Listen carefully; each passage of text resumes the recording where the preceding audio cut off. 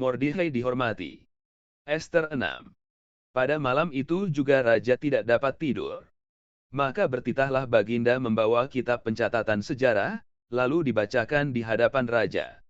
Dan di situ didapati suatu catatan tentang Mordechai, yang pernah memberitahukan bahwa Bigtan dan Teres, dua orang sida-sida raja yang termasuk golongan penjaga pintu, telah berikhtiar membunuh Raja Ahasweros. Maka bertanyalah raja, kehormatan dan kebesaran apakah yang dianugerahkan kepada Mordechai oleh sebab perkara itu?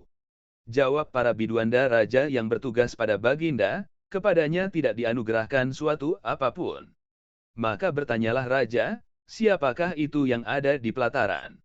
Pada waktu itu Haman baru datang di pelataran luar istana raja untuk memberitahukan kepada Baginda, bahwa dia hendak menyulakan Mordechai pada tiang yang sudah didirikannya untuk dia.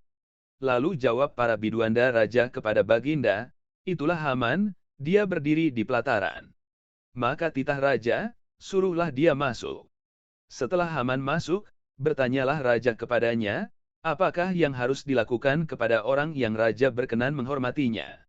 Kata Haman dalam hatinya, kepada siapa lagi raja berkenan menganugerahkan kehormatan lebih dari kepadaku? Oleh karena itu jawab Haman kepada raja, mengenai orang yang raja berkenan menghormatinya. Hendaklah diambil pakaian kerajaan yang biasa dipakai oleh raja sendiri, dan lagi kuda yang biasa dikendarai oleh raja sendiri, dan yang diberi mahkota kerajaan di kepalanya.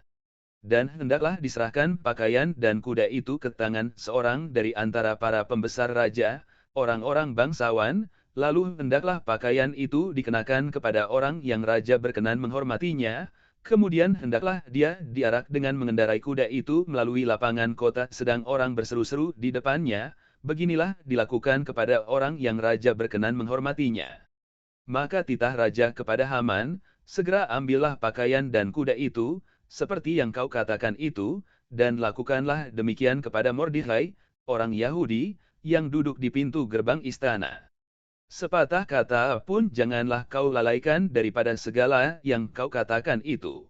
Lalu Haman mengambil pakaian dan kuda itu, dan dikenakannya pakaian itu kepada Mordechai, kemudian diaraknya Mordechai melalui lapangan kota itu, sedang dia menyerukan di depannya, beginilah dilakukan kepada orang yang raja berkenan menghormatinya. Kemudian kembalilah Mordechai ke pintu gerbang istana raja, tetapi Haman bergesa-gesa pulang ke rumahnya dengan sedih hatinya dan berselubung kepalanya. Dan Haman menceritakan kepada Zeres, istrinya, dan kepada semua sahabatnya apa yang dialaminya. Maka kata para orang arif bijaksana dan Zeres, istrinya, kepadanya, jikalau Mordechai, yang di depannya engkau sudah mulai jatuh, adalah keturunan Yahudi, maka engkau tidak akan sanggup melawan dia, malahan engkau akan jatuh benar-benar di depannya. Selagi mereka itu bercakap-cakap dengan dia, datanglah sida-sida raja, lalu mengantarkan Haman dengan segera ke perjamuan yang diadakan oleh Ester.